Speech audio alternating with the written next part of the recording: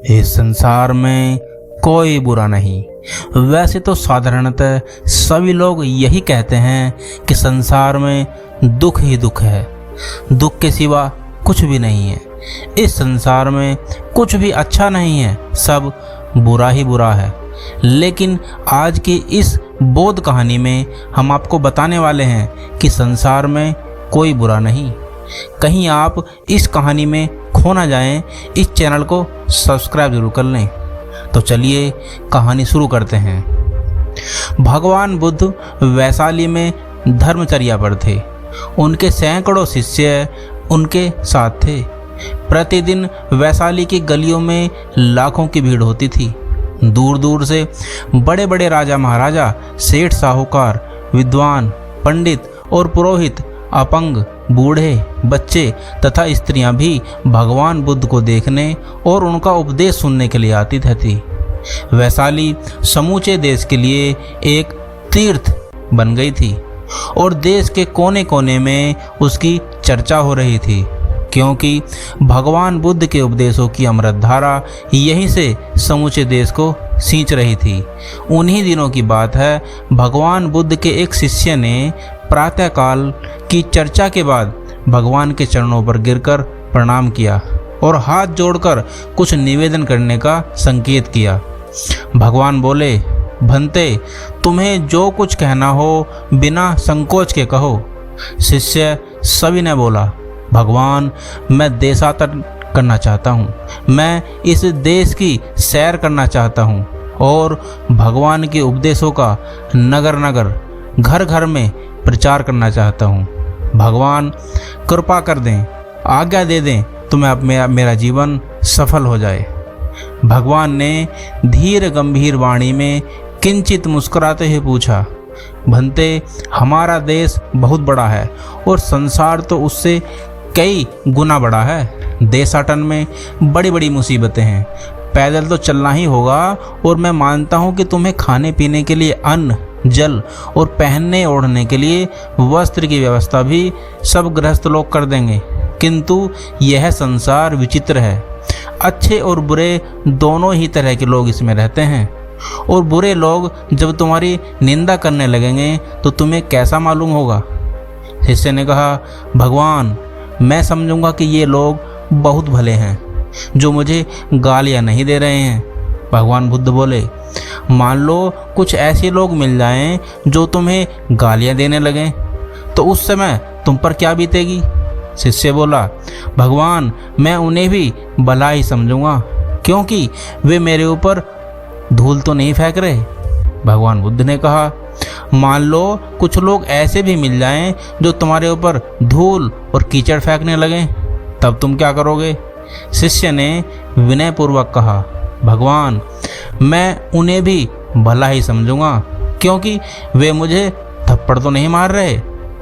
भगवान बुद्ध कुछ क्षण चुपचाप अपने धीर गंभीर शिष्य पर अपने कमल दल के समान विशाल नेत्रों से करुणा बरसाते रहे। फिर मुस्कुराते हुए बोले, वत्स, मान लिया उनमें से कुछ लोग ऐसे भी मिल जाएं जो तुम्हें थप्पड़ लगाने लगें, तब तुम क्या करोगे।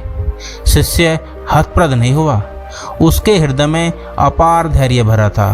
बोला, भगवान, फिर भी मैं उन्हें भला ही मानूंगा, क्योंकि वे मुझे डंडे या लाठी से नहीं मार रहे हैं।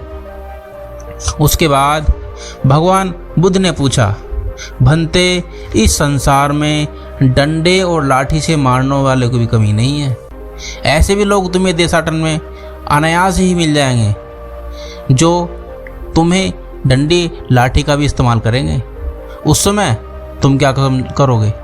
शिष्य बोला, भगवान, मैं उनका भी अनुग्रह मानूंगा, क्योंकि वे मुझे हथियारों से तो नहीं मार रहे हैं। ऐसे लोग भी भले ही हैं, उनसे भी अपने को बचाकर मैं अपने मार्ग पर बढ़ता रहूँगा। भगवान बुद्ध कुछ क्षणों के लिए फिर चुप हो गए। उनका सौम्य मुखमंडल अपने योग्य शिष्य की क्षमा के कारण आंतरिक आह्लाद से चमक उठा। वे फिर मुस्कुराते हुए बोले, भंते, संसार में सर्वत्र सब जगह सुशासन नहीं है। घने जंगलों और पहाड़ों के मार्गों पर ठग और डाकू सदैव सक्रिय रहते हैं। वे तुम्हें लोहे या लकड़ी के बने हथियारों से भी चोट पहुंचा सकते हैं, तुम्हारा अंग भंग कर सकते हैं। तब तुम उन्हें क्या मानोगे? शिष्य को उत्तर देने में तनिक भी कठिनाई नहीं हुई।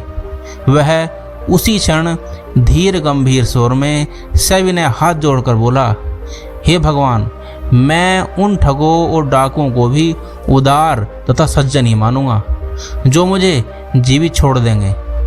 ऐसी दशा में मैं किसी प्रकार स्वास्थ्य लाभ प्राप्त करके अपने मार्ग पर फिर से आगे बढ़ जाऊंगा। भगवान बुद्ध अब कुछ विस्मित से हुए, किंतु अभी वे अपने योग्य शिष्य की ओर भी परीक्षा लेना चाहते थे। वे अभी देखना चाहते थे कि उसका शिष्य कितना पारंगत है। वे बोले, भंते, तुम निश्चय पूर्वक यह कैसे कह सकते हो कि वे ठग और डाकू लोग तुम्हें जीवित ही छोड़ देंगे?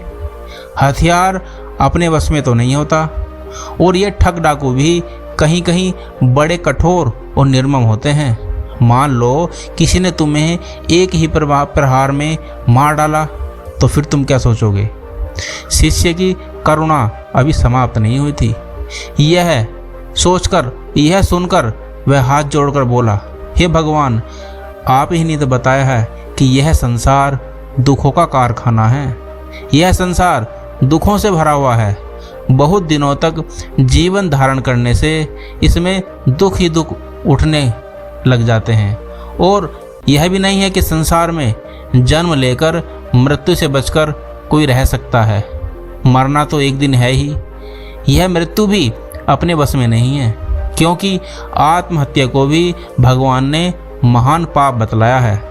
ऐसी दशा में यदि वे ठग और डाकू मेरा काम तमाम कर देते हैं, तो वे निश्चय ही भले लोग हैं। मैं तो उनका उपहार ही मानूंगा, मैं तो उनका उपकार ही मानूंगा। अपने योग्य शिष्य की यह बातें सुनकर भगवान के नेत्र कमल खिल गए। मुख की भंगिमा प्रसन्नता की रेखा से द्विगुणित शोभा पाने की लगी। उन्होंने अपना दाहिना हाथ उठाकर अपने शिष्य को आशीर्वाद दिया और बोले, भंते, अब तुम देशाटन की योग्यता प्राप्त कर चुके हो।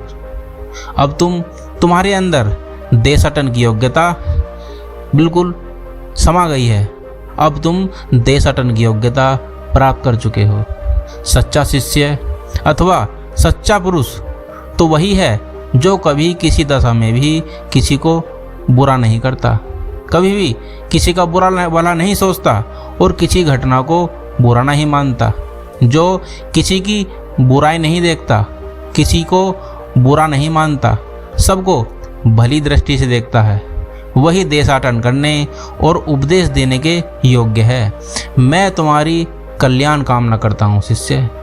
भगवान बुद्ध की सहज प्रसन्नता और आशीर्वाद की दुर्लभ पूंजी प्राप्त कर शिष्य कृतार्थ हो गया और अपने कर्तव्य के पथ पर निर्भय होकर आगे चल पड़ा। उसने पूरे देश की यात्रा की और भगवान बुद्ध के उपदेश नगर नगर और घर घर में पहुंचाए। वह जहां भी गया सभी जगह उसका हार्दिक स्वागत हुआ। तो साथियों, आज की कहानी कैसी लगी कमेंट बॉक्स में ज़रूर बताइएगा। तो मिलते हैं अगली कहानी में, तब तक अपना ख्याल रखना।